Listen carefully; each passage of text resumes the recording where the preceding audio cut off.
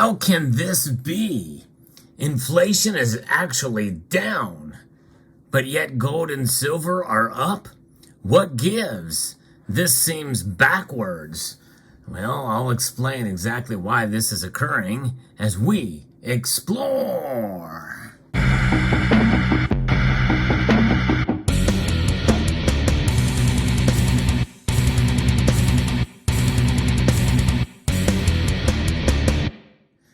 It doesn't make sense on the surface why inflation being down as much as it is. It's actually down a full percentage point year on year, based off of last month's numbers. We're now just getting the numbers for March as a report to you on Kitco on the story of this, and I'll explain exactly why these things are acting in opposition of what many of us think should be the case here with both gold and silver. If you enjoy videos like this where I bring you the news on precious metals and maybe some market analysis, I hope you will consider pressing that thumbs up button down below, subscribing to the channel, sharing it, and pressing that notification bell. So Kitco is reporting here that we saw the highs for gold and silver go up, a good tick up a bit today, but they did pull back a little bit from profit taking. Pressure in the shorter-term futures traders kicked in after both metals touched a 13-month high in the immediate aftermath of a tamer U.S. inflation report this morning, what's known as disinflation, which is different than deflation. Inflation numbers going down is really a misnomer. I'll explain that in a moment, too. The U.S. data point of the week saw Wednesday morning's Consumer Price Index report for March come in at up 5% year on year, compared to market expectations for a rise of 5.1%. The CPI rose 6% in the February report. Today's CPI report continues a downward trajectory on consumer inflation and falls into the camp of the U.S. monetary policy doves who want to see the Federal Reserve back off of its policy tightening. U.S. Treasury yields initially dropped and the U.S. stock market indexes rallied on the news. The U.S. dollar index sold off sharply. However, Treasury yields have upticked and the U.S. stock indexes have sold off as midday approaches. The rebound in bond yields after the CPI report helped to spur some profit-taking in gold and silver. It appears the initial investor euphoria over the tamer CPI report has quickly worn off. In fact, the core CPI rating actually upticked by 1% to 5.6% year on year in the March report. And there it is. Wow. So we're getting this number coming in here, 5.6%, which means not down much, the core CPI rating. Some of these numbers can be a little bit confusing here, but nonetheless, when you see that, an uptick month over month, but yet it is 5.6% year on year in the March report. And we also will get digesting the FOMC meeting notes from the last meeting, and we'll see what happens there. We kind of have a general idea of kind of what's going on there, but there was a pretty big spike earlier today here with the markets. Where do we stand for gold and silver prices? Well, gold is now up with moments before the market closes right now. Gold is up $10.80, up just over a half a percentage point to $2,015.50. Silver is up 43 cents, up 1.7% to $25.57 an ounce. The high today was at $25.77. So we're getting within spitting distance. I know that seems to be the new phrase that I'm using these days, within spitting distance of a certain number or record high. But we're getting close to $26 silver again, folks. Pretty exciting in one way. But there's where that is. By the way, platinum and palladium both had a very good day today. Where does that leave the gold and silver ratio? It is now below 80. In fact, it's at 79.09 right now. Gold to silver ratio, with silver outperforming gold. So what gives here? Inflation numbers are down, no matter how you look at it, 5.6, 5.0. And the reason is because the markets are thinking that likely the Federal Reserve, if they do this rate hike, this 25 basis point rate hike in May, that very well may be the last one. They won't have the impetus to, or the motivation to raise them further than that to try to stave off a recession of sorts, which may be inevitable.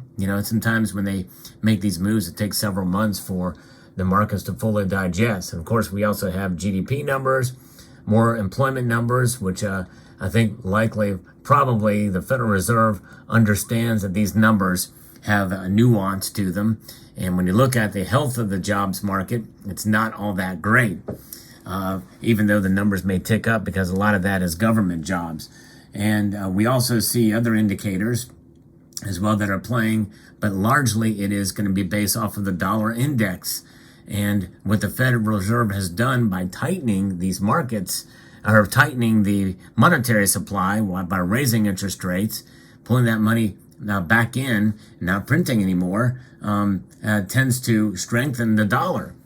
And if they do this pause, if they pause it, that very well it will lead to higher prices for gold and silver. So they're reacting already now about to what's going to happen in May and after that, because I believe, and likely the numbers have changed and the calculus has changed, but there was talk of maybe a 50 basis point rate hike next month. I think that's pretty much off the table now. It's just going to be a 25 basis point rate hike. And then I believe after that, we very well could see, and the markets are baking this in with everything, that they will pause. And we may see a pause until we start to see other economic indicators that are signaling a recession. If we are seeing a signal of a recession, then the pivot shall begin. And then we're talking about gold and silver rising up even more. And I think that gold and especially silver's price will rise in spite of heading into a recession at this point. If we head into a recession at this point, that means there's going to be less economic activity. But I think silver will follow gold, and it may follow gold strongly in spite of recessionary pressures, which would tend to be negative for silver's price. That's a very bullish call for me as somebody who has been relatively timid in making bold predictions like that, although I have made moderately bold predictions for silver the last couple of years where I have been off substantially in the bullish and for the higher prices. But I still think, especially given the moves that we've been seeing recently, silver is again into this new era. And I think that is what is occurring here. Silver's new era. I made a video declaring that as such.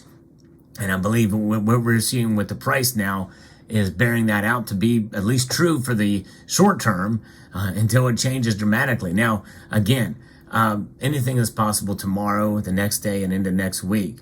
We could see a consolidation. We could see more profit taking. We keep hearing about it. We see it at least at some level, but it's minuscule. And usually these gains are recaptured in due course. And it doesn't take very long for that to occur, for the gains to come back and gold and silver rise again.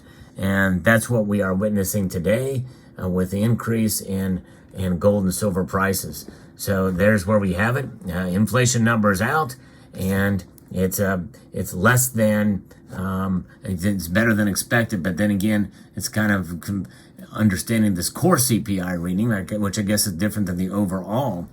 And so it's a mixed bag in regards here. Now let's talk about it. Let's assume 5% is the official number here, right? Well, if you look back over what this means is that we are still under heavy inflation, because every month that goes by with that consumer price index means that the fix is in, right?